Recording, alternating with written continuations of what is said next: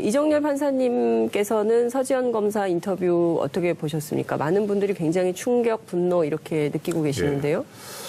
두 가지가 있는데 하나는 이런 그 성추행, 성폭력 이런 이야기가 네. 예전에 기자님들 사회에서도 얘기가 나왔었고 학교에서도 얘기가 나왔었고 방송 작가님들한테서도 얘기가 맞아요. 나왔고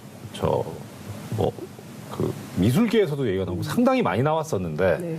학계, 문학계, 근데 검사가 피해자가 되니까 이렇게 반향이 생기는구나라는 게 어떻게 보면 약간 좀 씁쓸하기는 했어요. 근데 그렇더라도 이렇게 이제 공론화가 되는 게 천만다행이다라는 생각이 들었고요. 네. 그리고 또 하나는 사실 아는 사람들은 알거든요. 네. 그러니까 검사는 오히려 더 하죠. 이런 권력 집단 중에서도 진짜 권력 집단 아닙니까? 검사 그렇죠. 사회가. 검찰 권력. 법원도 마찬가지고요. 의원님께서는 온몸으로 그 검찰 권력이 얼마나 무서운지를 겪으셨고요. 억울한 일을 많이 당하셨죠. 그러니까 이 일련의 이런 것들이 처음에 발생 때부터 전개돼 나가는 과정이 네. 권력을 등에 업고 일종의 여성 혐오적인 그런 성격을 가지고 있거든요. 네. 그런데 그런 검찰이 게재돼 있으면 더 한다니까. 네. 심하면 심하지 덜 하진 않았을 네. 거거든요. 그러니까 당연할 것이다. 당연한 것이다. 그리고 법원도 만만치 않게 많이 있는데. 제가 그걸 좀 여쭤보고 싶었어요. 법원 안에 성범죄는 없냐. 판사들은 안녕하십니까? 이렇게 묻고 싶어요. 당연히 그렇지 않죠. 예. 그러니까 일단 보도가 나온 것만 해도 2005년인가 2006년도에 예. 부장판사 사람이 회식 자리에서 배석 판사님 허벅지 만졌다가 예. 이제 그게 사표를 예. 내고 나갔고 2000 년. 쫓겨났고 예. 5년인가 6년인 걸로 제가 예. 기억하고 있습니다. 그리고 얼마 안 됐죠. 공판관여 검사한테 성추행해가지고 예. 판사가 그 부재판장이 예. 징계를 받은 일이 있었고 그리고 이런 것들이 이제 보도가 된 것들인데 네. 사실 여러 가지 이야기들이 많이 나오는데요. 권력을 등에 업고 그리고 어떤 여성 혐오적인 이런 이야기들이 네. 처음에 불거져 나온 것들이 그겁니다. 이 여성 판사분들 이야기를 많이 들어보면 네. 처음에 이야기할 때 여성 판사님들 상대로 예쁘다, 아름답다, 예. 미녀 판사 예. 이렇게 얘기를 한다는 거예요. 예. 남자 판사들, 선배 판사들이 그러니까 남자 주로 판사들이. 남자 판사들이 근데 남자 판사들이를 예. 대상으로 잘생겼다, 예. 근육이 많다 이런 얘기 안 하잖아요. 그러니까 예. 남자 판사를 대상으로는 저 판사 성실해, 네. 재판 잘해, 네. 판결 잘 써 이렇게 얘기하는데 여성 판사한테는 그렇게 평가하는 게 아니라 예뻐, 이게 먼저 나온다는 거예요. 이게 바로 법원 내에서의 또 성불평등성을 이야기하고 있는 거죠.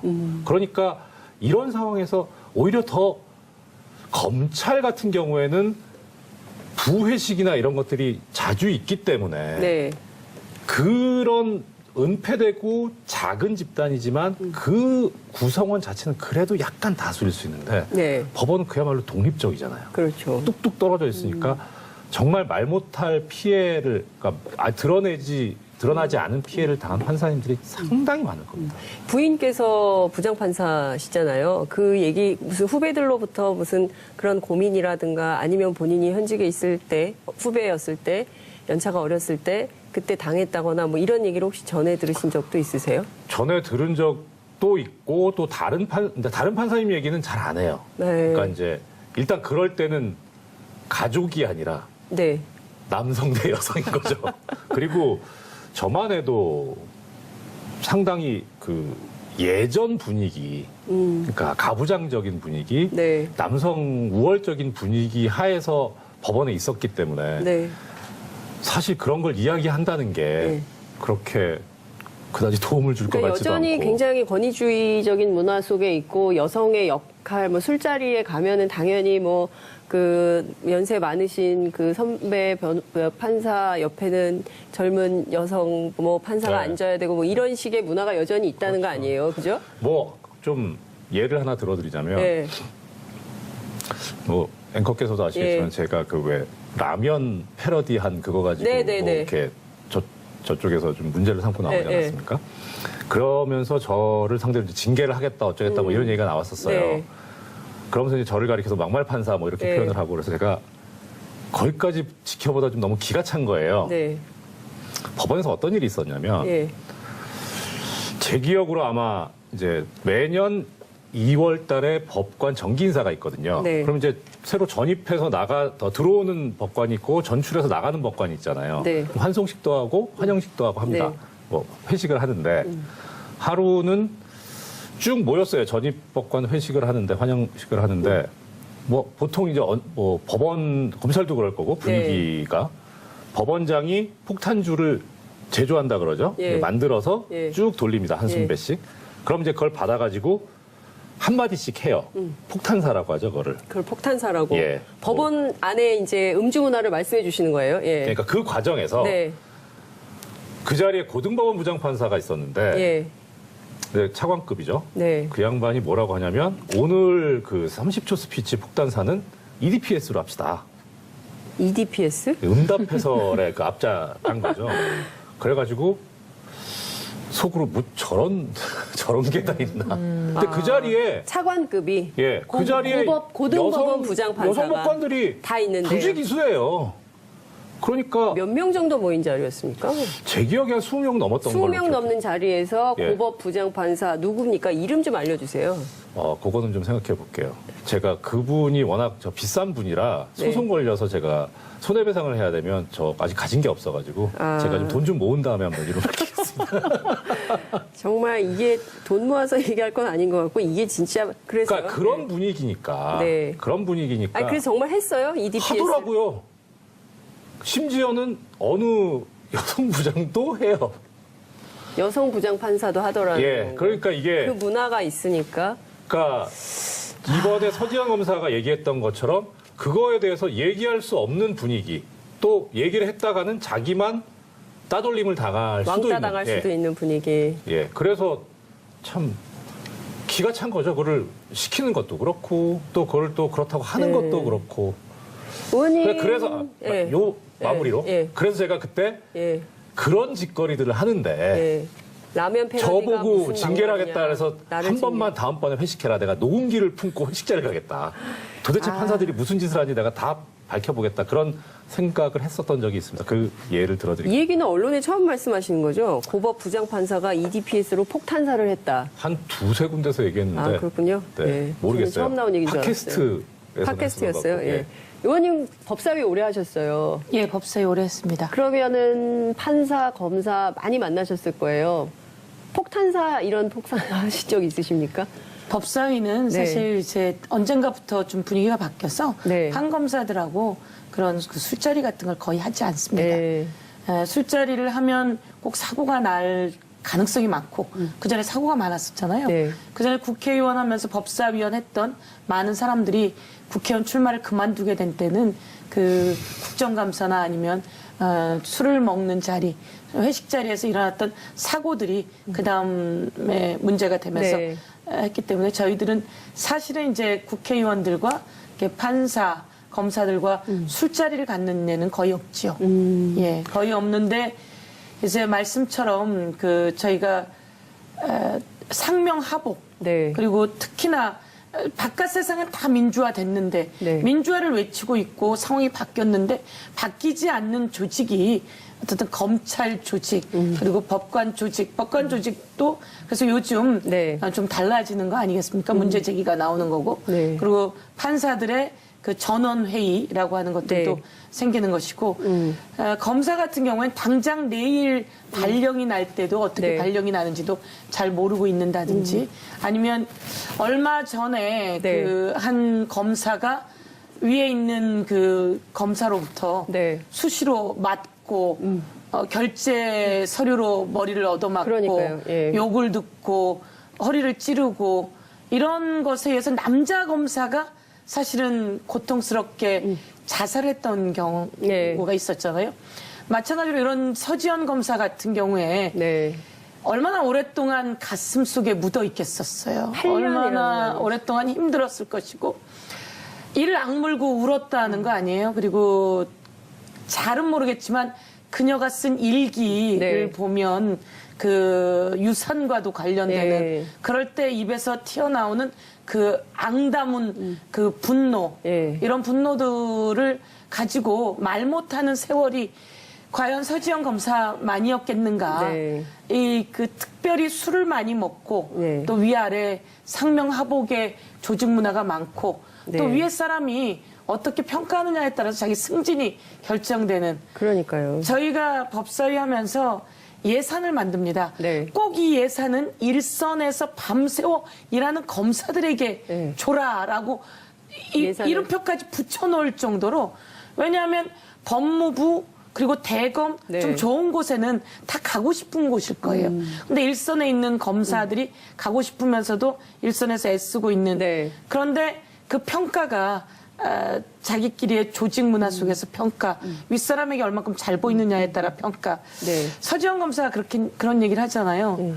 법무부 장관이 내가 있었던 그 자리는 대한민국의 가장 정의로워야 할 사람인 법무부 장관이 있던 자리였고 그러니까요. 그 자리에서 일어난 일이었고 네. 그런데 모두 다 눈 감았고 이런 것처럼 그 위에서 아래로부터 쫙 내려오는 문화 자체가 숨겨진 그러니까요. 조직 문화 그것이 문제인 거죠. 지금 오늘 이 이슈에 대해서 많은 분들께서 정말 뜨겁게 보고 계시는데요. 시청자 의견도 많이 쏟아지는 것 같습니다. 저희 회사에서 여자 부장입니다. 저도 남자 직원한테 조심합니다. 서로 조심해야 된다고 생각합니다. 그러니까 이런 문화를 좀 만들어갈 필요가 있고요. 오히려 잘 됐어요. 기득권부터 싹 뜯어 고쳐야 합니다. 이런 말씀 좀 주셨고요. 근데요, 지금 이제 앞서 말씀을 하신 대로, 여성 부장도 같이 EDPS를 했다는 거 아니겠어요? 지금 이정열 판사님 말씀에 따르면. 그런데 정유미 부장검사가 그 검찰 내부의 내부 통신망을 보면 이런 얘기를 했어요. 성희롱을 당했다면 얼마든지 선배로서 돕겠다. 그러나 피해를 당했으니 서울로 발령을 내달라. 대검으로 보내달라.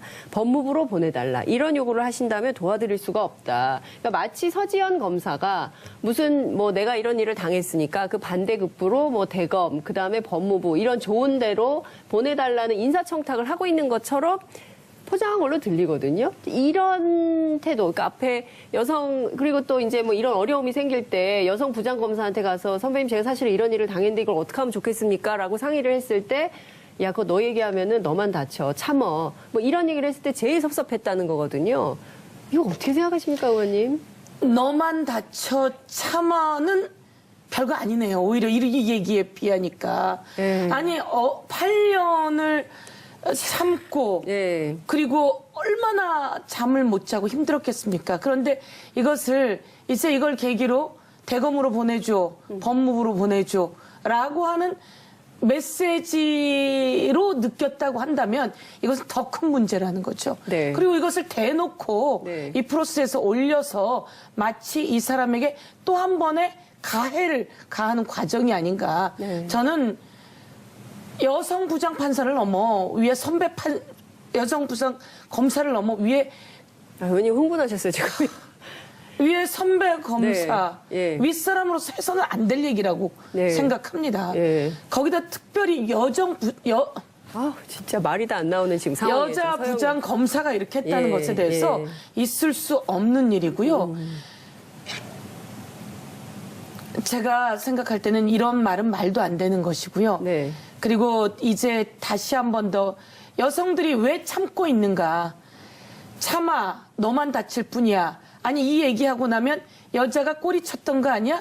여자가 좀 그래 보였던 거 아니야? 라는 말도 달려오게 생겨 있고요. 그리고 또 요런 이야기를 한 데는 다른 의도가 있는 거 아니야? 네. 라는 여러 가지가 계속 따라올 수밖에 네. 없습니다. 따라왔었습니다. 네. 이런 것들이 두렵기도 하고 무섭기도 하고 그리고 그때 왜 내가 이러면 안 돼요라는 말을 하지 못했을까라고 하는 자괴감. 자기 자책에 너무 오랫동안 빠져 있는 거죠. 아니 그날 안 갔으면 참 좋았을 것을. 네.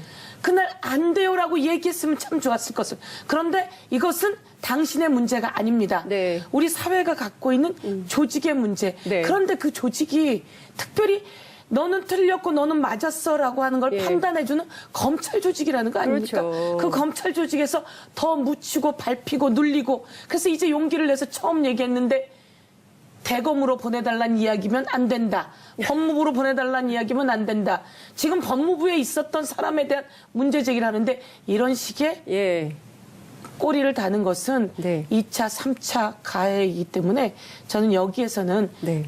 정확하게 비판할 일이 또 저희 언론과 정치의 몫이 아닌가 이런 그러니까요. 그러니까 생각입니다. 일종의 이걸 또 이제 정유미 부장검사가 올렸기 때문에 여성 대 여성의 논란으로 그리고 진실 공방으로 지금 계속 이게 언론이 보수 언론이 가고 있거든요.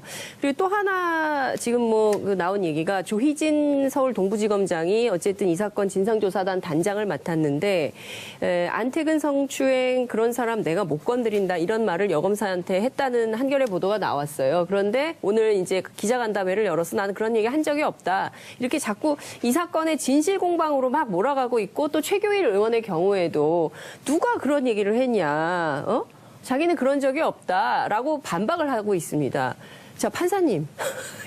판결을 좀 해주세요. 이렇게 지금 막 진실 공방을 가고 있을 때 이거 어떻게 정리가 좀 돼야 됩니까? 일단 예.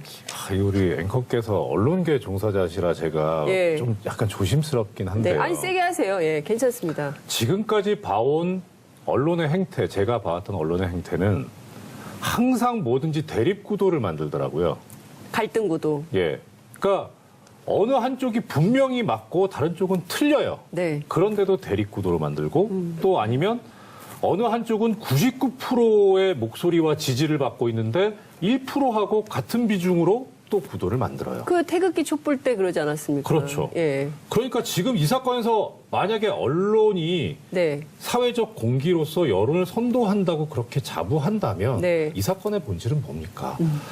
이게 지금 서지영 검사가 얘기를 해서 그렇지 네. 검찰, 뭐 법원, 예. 뭐 언론, 네. 뭐 병원, 네. 뭐 예술계, 문화계 전체적으로 학교, 지금 뭐, 예. 전체적으로 지금 성불평등 네. 그다음에 거기에 따른 남성이라는 권력을 업은 네. 성추행, 성희롱, 여성 혐오가 전반적으로 지금 만연해 있는데 이것을 네. 어떻게 우리가 그렇죠. 드러내서 깊이 반성해보고 이런 일이 벌어지지 않도록 할 것인가를 고민해야 될 차원인데 네. 왜 이게 진실이 문제가 됩니까? 저는 그게 이해가 안 가요.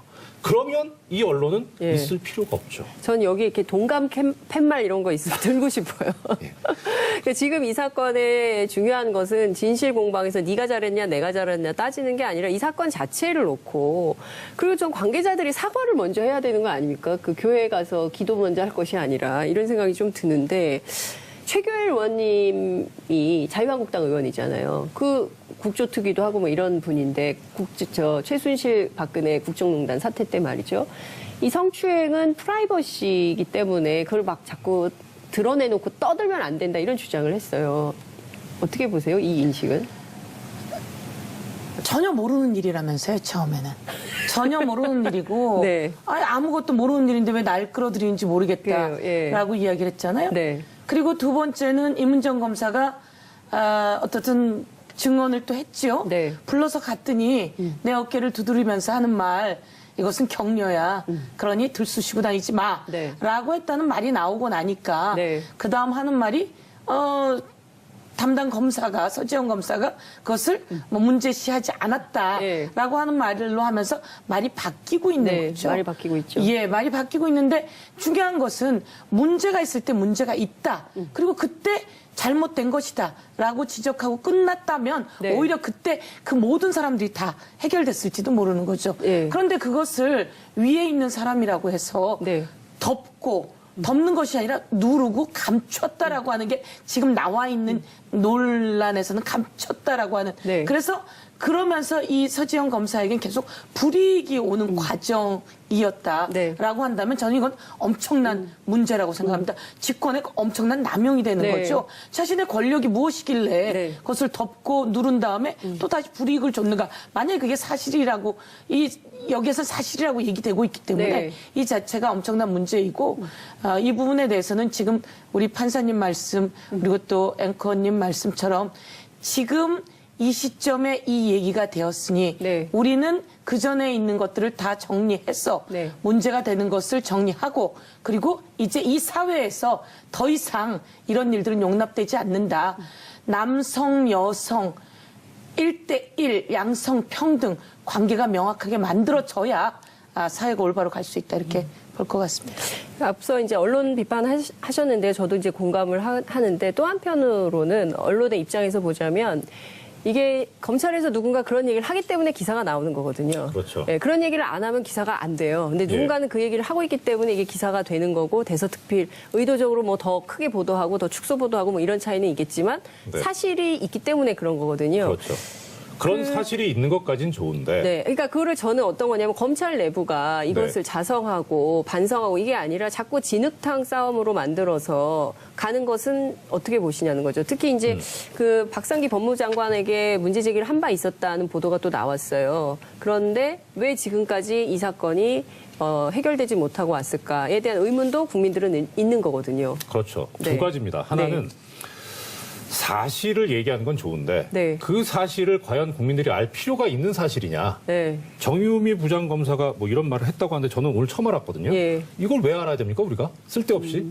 그러니까 오히려 이렇게 얘기를 한 바 있는데 이런 말은 잘못된 것이다라고 논평을 내시던가 그런 차원이라면 좋아요. 네. 예, 이거 지금 순전히 정유미 부장 같은 경우에는 자기 이해관계잖아요.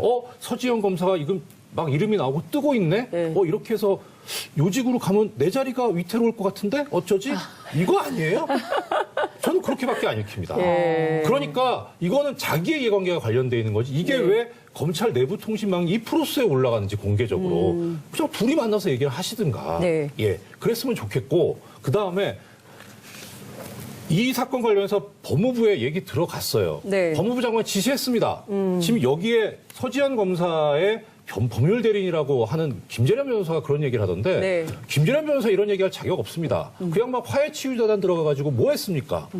위안부 할머니들 그 피해자들 생각과 이해관계에 반하는 짓을 했던 사람이 그 성폭행 변론 몇 번 했다고 지금 서지현 검사 변론하고 나섰어요. 근데 법무부 얘기해서 법무부에서 지시했어요, 장관이. 네. 왜 안 됐습니까? 우병우가 살아있었거든요. 왜 서지현 검사 지금 얘기했습니까? 네. 이거 다 정권 바뀌어서입니다. 네. 그 덕입니다. 그리고 그 다음에 우병우가 구속되니까 네. 안태근이 누굽니까? 우병우 라인인데. 아. 당연히 얘기하는 순간 어떻게 됐어요? 우병우가 시퍼렇게 살아있는데 안태근은 어떻게 건드립니까? 당연히 말 못하죠. 그런데 그런 거 이런 거 해서 다 참다가 예. 거기서 못 참은 거죠. 아하. 저 사람이 저 범죄자가 자기가 뭐 교회 가서 간증을 하겠다니 뭐 네. 구원을 받았다니 그런 가증스러운 꼴을 어떻게 보고 있습니까? 그걸 우리가 이해를 해야죠. 오죽하면 저렇게까지 나섰겠느냐라고. 그러니까 법조 안에 지금 맥락을 쭉 짚어주셨어요. 서영 한 의원님 말씀만 한 말씀만 더. 예. 이거 언론이든 어디든 간에 네. 진흙탕 싸움으로 만들려는 자들 네. 전과자입니다. 자기들이 이런 경험이 있을 겁니다. 전 단언합니다. 아, 전과자다. 네, 아, 자기들이 그랬을 겁니다. 동아일보에서 썼는데 그거. 서영 의원님 어떻게 보세요?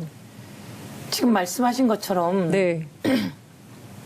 박근혜, 김기춘, 최순실 네. 그리고 우병우 라인이 있는 한 그 민정수석 라인의 그 검찰은 그 민정수석의 눈치를 볼 수밖에 없고 아니면 거기하고 같은 편이었던 거죠. 네. 같은 편으로서 그 박근혜 정권의 국정농단을 지적하는 모든 것들을 네. 덮고 억압하고 그리고 수사하고 네. 파헤치고 그런 과정 속에 제일 큰 서지현 피해자였잖아요. 예. 예, 큰 피해자입니다. 네. 거기에 서지현 검사는 이야기를 할 수도 없었던 거죠. 그리고 하늘을 나는 새도 떨어뜨리는 권력입니다. 네. 검찰국장은 아주 높은 자리고요. 네. 그 검찰국장을 넘어 최교일 그 국회의원은 예. 서울중앙지검 지검장까지 했었습니다. 네. 그리고 그 여당의 국회의원입니다. 모든 것은 그들이 원하는 대로 다 파헤쳐지고 재단될 수 있는 그 상황에서 이 여검사는 자신의 이야기를 절대 할 수 없었고요.